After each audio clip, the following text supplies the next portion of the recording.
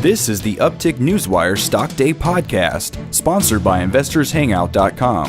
Subscribe to us on iTunes, Google Play, and YouTube to stay up to date on penny stock news and interviews, public information on OTC, pink sheets, and microcap stocks from around the world, with your host, Everett Jolly.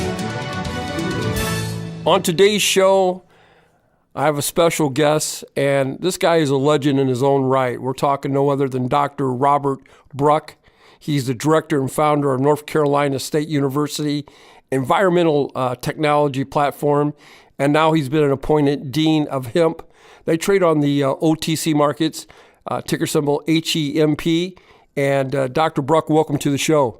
Good morning. How are you? I'm doing well. Give my listeners a little bit statement about yourself and how you got here to join the Hemp University and the Hemp Inc. company. Well, it's a very interesting roundabout way. I served for 35 years as a distinguished professor at North Carolina State University.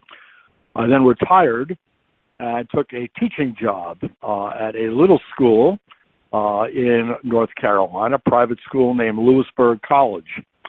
And I rose through the ranks there over 2 years to become Dean of Science Programs there. And one day, I'm called up to admissions. And there in admissions is a gentleman named Bruce Perlwin and his daughter. And they said, oh, well, this is Bruce Perlwin, and his daughter's interested in studying science here. Wonder if you would talk to them. And I said, of course. Well, within a minute, Bruce was asking me about my background and what I did.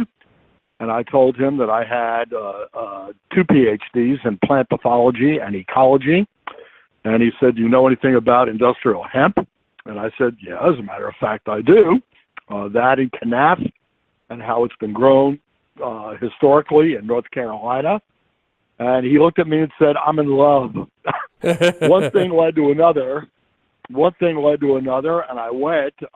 The largest industrial hemp plant in the Eastern United States is only 12 miles from the college, just right down the road. And I visited it. And lo and behold, before you knew, I was the scientific director of what went on at the hemp plant and the Dean of Hemp University, which is the outreach. Absolutely. From Hemp Incorporated in order to educate people. So that's the roundabout story, sort of serendipity, but I'm loving it right now. I think we're in the first or second inning in this hemp explosion industry. Yeah. What is the future for hemp in the southeastern states? Can you bring us up to par on the legalities of that? Yeah, sure. Go ahead. Yeah. I mean, basically, let's look quickly at historical. The last people to grow hemp in the southeast were named George Washington and Thomas Jefferson. They considered it to be the most lucrative and important crop that they grew. At that time, industrial hemp was used for clothing, for sailcloth, for various and sundry things like rope. Virtually all quality rope was made out of hemp fiber, and they grew thousands of acres of it. And it continued to be a cash crop in the Southeast up until 1934. And in 1934, the famous series of documentaries came out about how marijuana was going to destroy the world and enslave our children. And it was pointed out that hemp and marijuana are two completely different things. Yes, they come from the same plant, but over literally thousands of years of breeding, industrial hemp contains little or no THC, which of course is the psychoactive product in marijuana. So basically what the government did back then is simply said, tough, we are going to ban all cannabis sativa, and lo and behold, with one stroke of a pen, it was the end of the industrial hemp era throughout, of course, the entire United States. Well, things have evolved, as everybody's aware right now. There are a number of states that have completely legalized marijuana, hemp, everything else. California goes online on January 1st. And basically, people in North Carolina. Let's talk about North Carolina, the Southeast.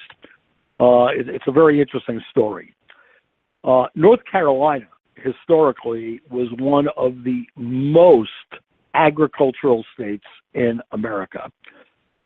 In the census of 1900, 92% of all North Carolinians listed themselves as full-time agricultural workers.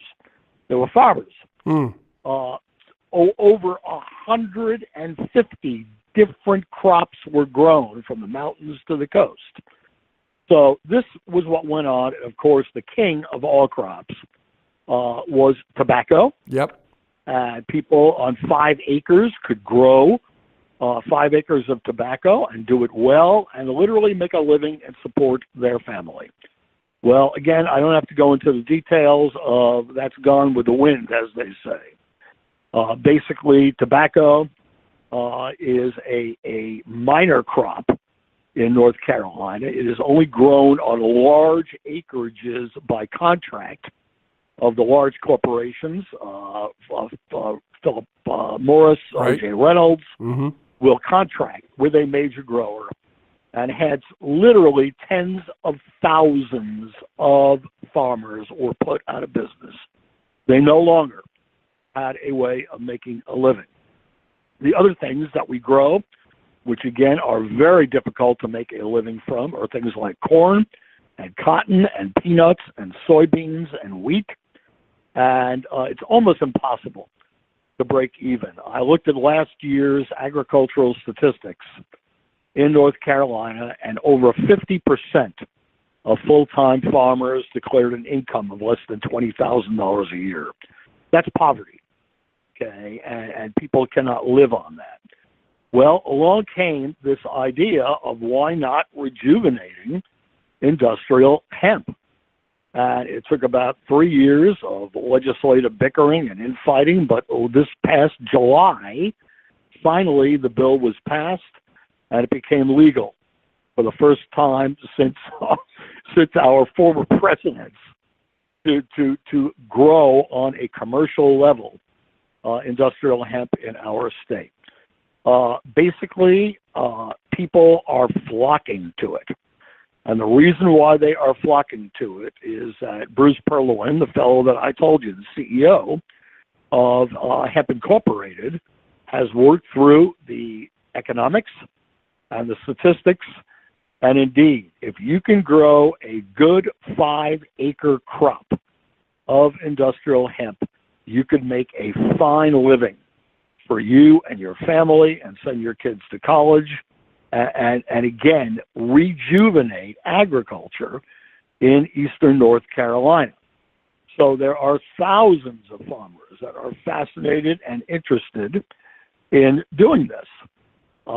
Hemp University provides the education.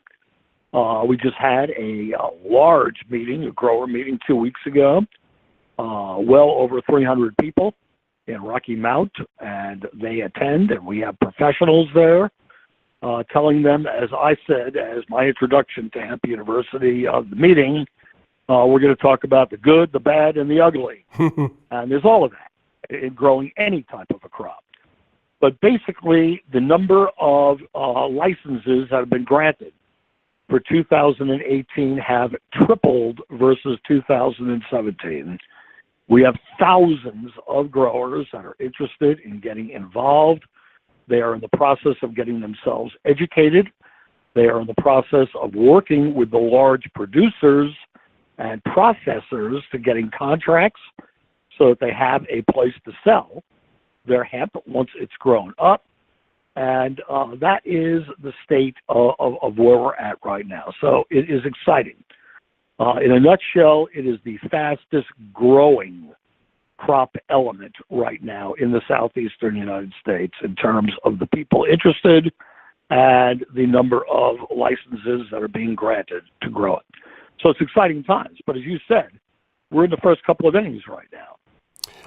The future of this thing is unlimited, absolutely unlimited, because we have a market worldwide for the products that come out of industrial hemp. It's not simply a couple of corporations. It is a worldwide market. We at Hemp Inc.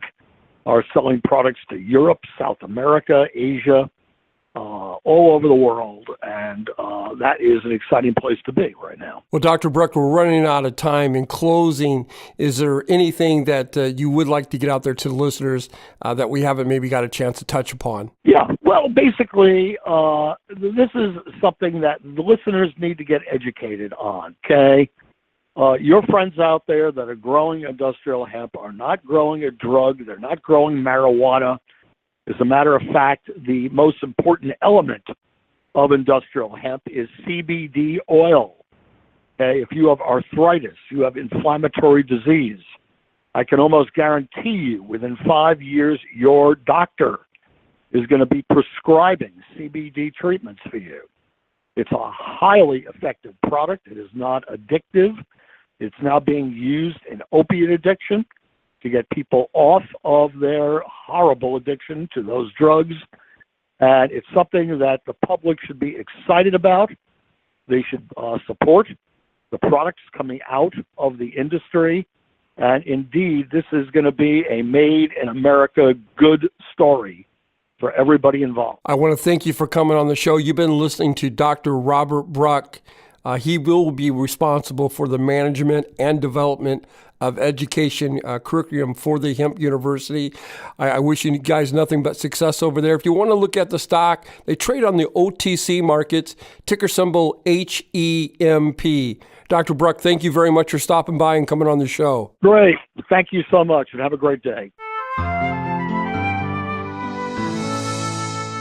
This program is entirely sponsored and produced by Uptick Newswire, LLC, which is responsible for the content. The opinions and information provided on this program are those of the guests and those of the respective companies they represent, and do not necessarily reflect those of the staff or management of Uptick Newswire. Uptick Newswire encourages all listeners of this program to do their due diligence and research when determining investment strategies that will work for them, or to seek the assistance of an investment professional. The guests of this program may have paid for its distribution and are not directly affiliated with Uptick Newswire or this station.